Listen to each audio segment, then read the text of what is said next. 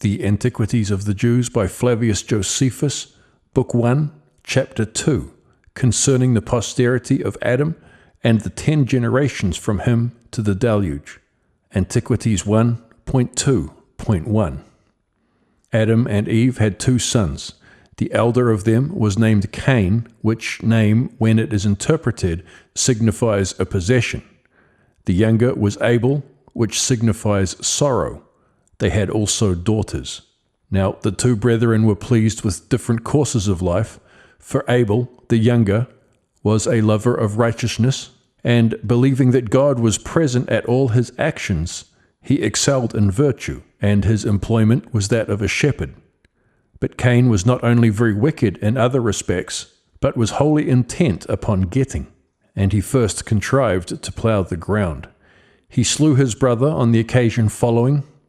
They had resolved to sacrifice to God. Now Cain brought the fruits of the earth and of its husbandry, but Abel brought milk and the first fruits of his flocks. But God was more delighted with the latter oblation, when he was honored with what grew naturally of its own accord, than he was with what was the invention of a covetous man, and gotten by forcing the ground. Whence it was that Cain was very angry that Abel was preferred by God before him, and he slew his brother, and hid his dead body, thinking to escape discovery.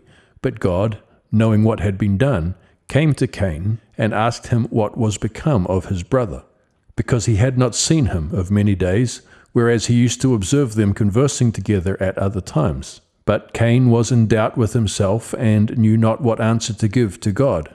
At first he said that he was himself at a loss about his brother's disappearing. But when he was provoked by God, who pressed him vehemently, as resolving to know what the matter was, he replied, he was not his brother's guardian or keeper, nor was he an observer of what he did. But in return, God convicted Cain, as having been the murderer of his brother, and said, I wonder at thee, that thou knowest not what is become of a man whom thou thyself hast destroyed. God therefore did not inflict the punishment of death upon him, on account of his offering sacrifice, and thereby making supplication to him not to be extreme in his wrath to him. But he made him accursed, and threatened his posterity in the 7th generation.